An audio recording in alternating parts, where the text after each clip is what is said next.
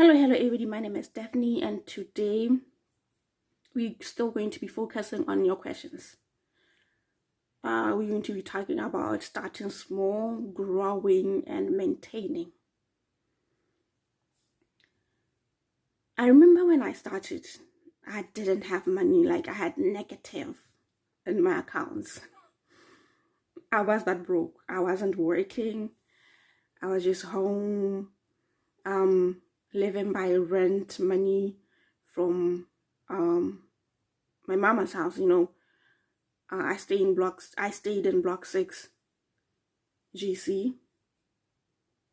So that's my mama's house. And the house is not that big, but I decided to use the other room as source of income because I didn't have money. So I had to rent it out so I can have something to eat.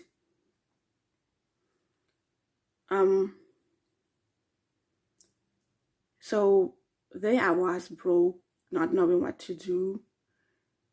And I thought, Daphne, you have a brain.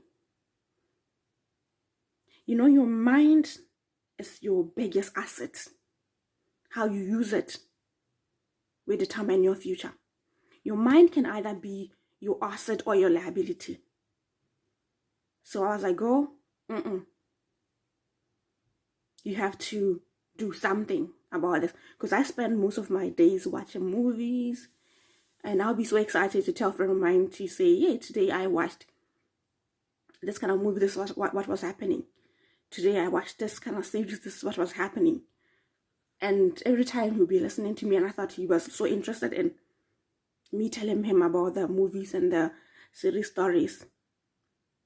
Yet he was observing me. And then one day he was like, so, Dev, tell me this. The people in the movie, they made money making that movie. Right now, they elsewhere busy making money again.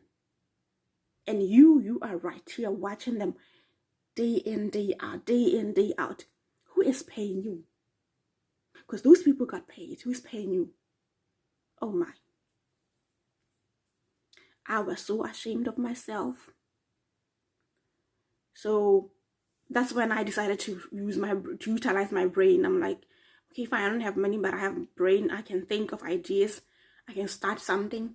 So I started advertising on Facebook, asking people to pay half deposit so I can go buy stock in Zambia. I started with Zambia first.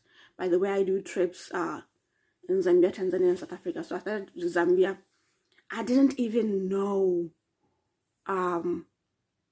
where I'm gonna get stock in Zambia. I just knew people buy bales in Zambia. And I had a connection with some lady saying she would take me there. She would assist me with the path. And last minute, she was like, I'm busy. I cannot be able to assist. And already I took the deposit from people and I didn't want to disappoint them. I just went in the Zambian bus and went to Zambia. Mind you, I don't know where I'm going. I don't know what I'm going to do when I get there. But I just say, you know what? God will guide me. If he took me this far, then he will take me further. God cannot give you a dream without provisions. If he gives me a dream, he will provide. He will give me the tools to get there. He will give me the means to do things. So I trusted him. I went to Zambia. And because I'm a bubbly person, you know what, I just try be friendly and talk to people, say something. If they don't like it, that's when I back off and say, ooh, let me give them space. So in this Zambian trip, I met a lady and I started chatting with her, and she was like, ooh, but it's the first time going there as well. But I have contacts, like someone who told me about this Zambia hustle actually gave me contacts of someone who will be meeting me there. They want to pick me up at the bus station, and then they want to take me to some lodge. And I was like, oh, go, we're together. You go do this together. So that's how I started. But then it still wasn't enough because the money I was making wasn't really, it was money, yes, because it was more than I was making since I was just living from the rent money that I was getting from my tenants. Because I stay in Mama's house, by the way, in Block 6 GC. It's small, yet I had to rent out the other room because I didn't have anything to eat. I had to take care of myself.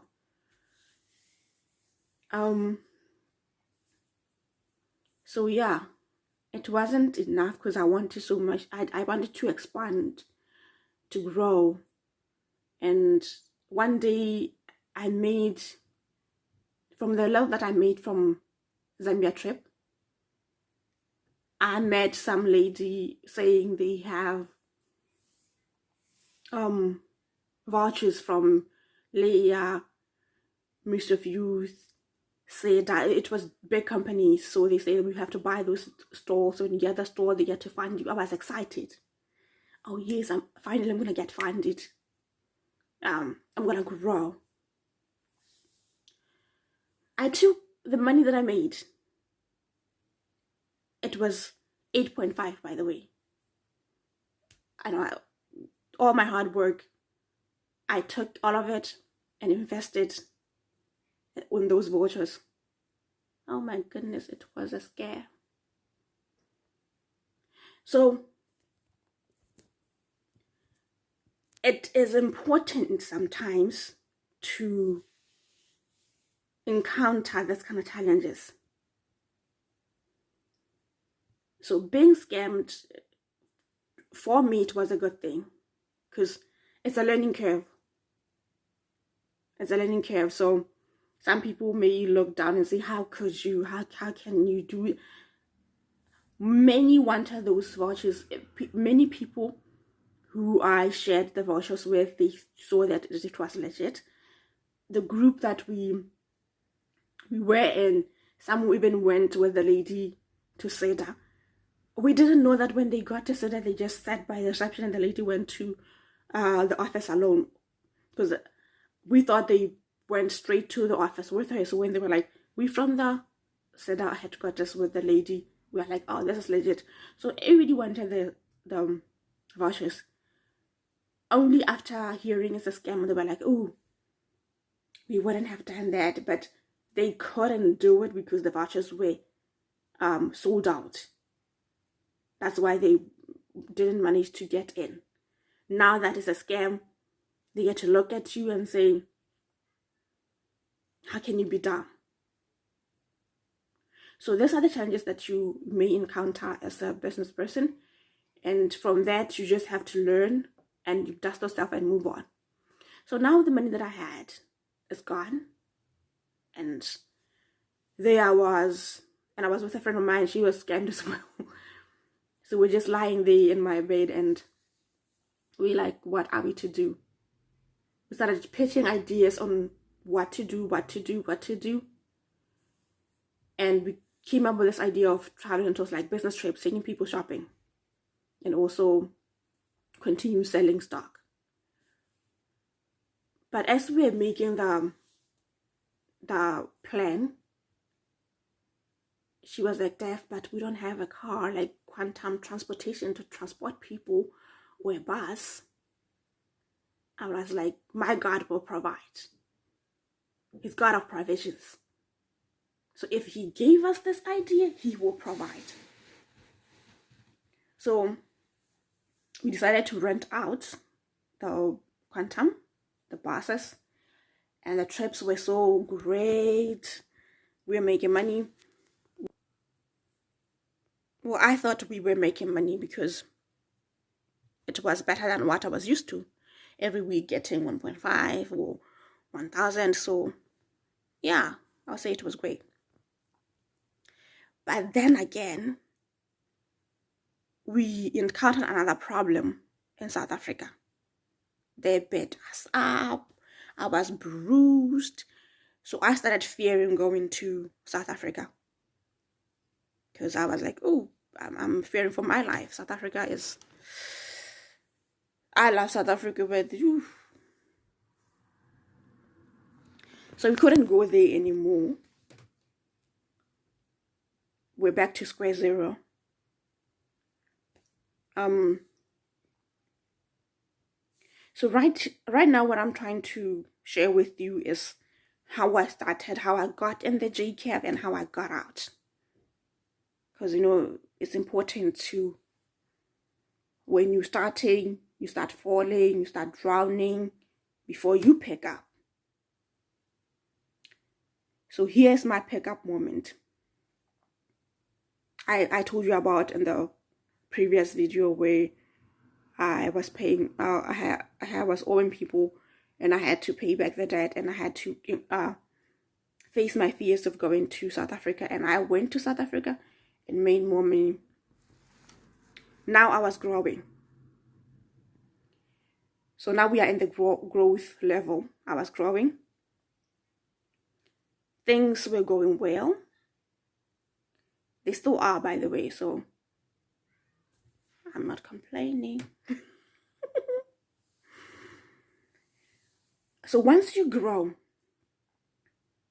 you have to make your hustle legal, legalize your hustle. Even before you grow, well, maybe you may need a bit of money just to start. It's not that much. You can do that as well when you're starting to legalize your hustle. What I mean by that is, at first I didn't register my company. I just started with just using my name and personal account.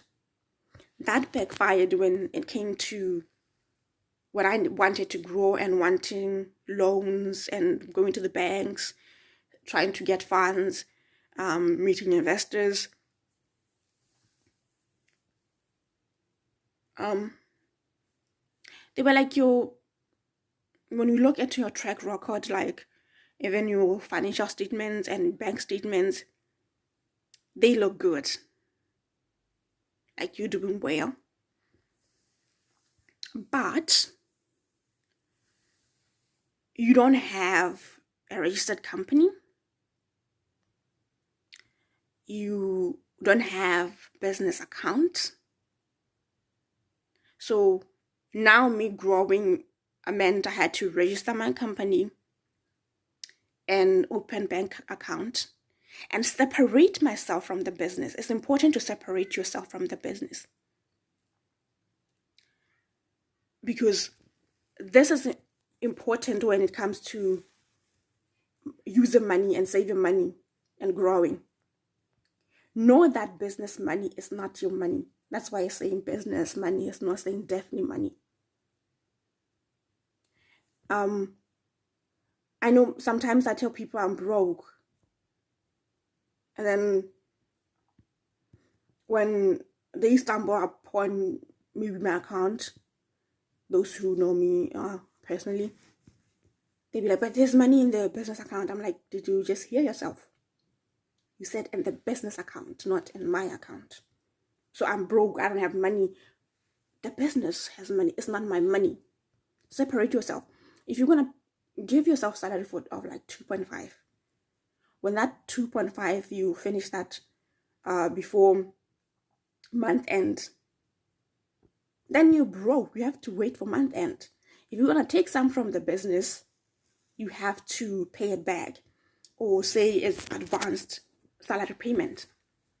Learn to separate yourself from the business. Discipline is vital. Treat the business like a person. In fact, it is a legal person. So give it such respect.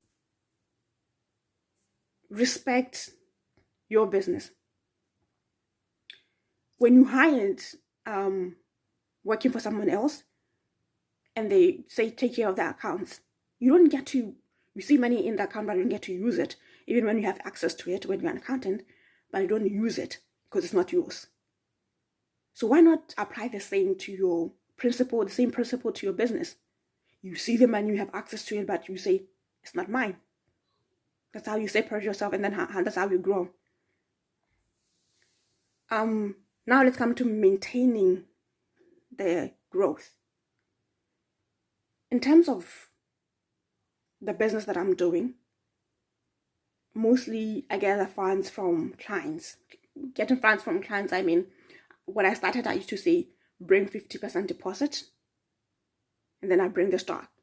Now I'm in the level where I get to say, bring 100% deposit, or 100% of the, let's just say, full amount. Yes, pay full amount of the service or product that you want, and then I will deliver. So the delivery is important. That's how people trust you with their money. And when you lose the trust, they will not even go out there and say you doing good business. No. You need, the best advertising is word of mouth. When other people hear that you're servicing your clients well, they'll be interested with working with you or buying your products. So now when you're maintaining the business, stay humble, deliver what you tell people that you're going to deliver, be trustworthy, and just don't, the mistake that we make is when we're broke, you'll be going to what we say cheap stores, not really cheap stores per se. What I'm trying to drive here is you buy cheap stuff or less expensive things. But now when you have money, you tend to buy expensive things and even things you don't need. You need to focus on what you need, not just what you want. That's how you get to maintain, because everybody can be able to pick up and go to the top.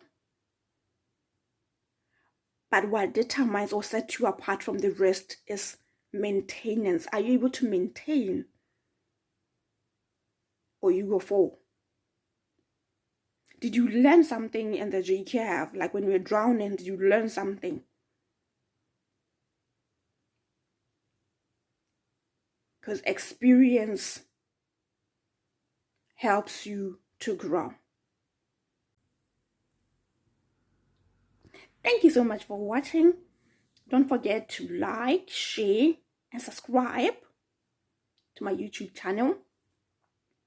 And also comment, like give me topics you want me to talk about, questions. You have questions, I'll definitely answer them.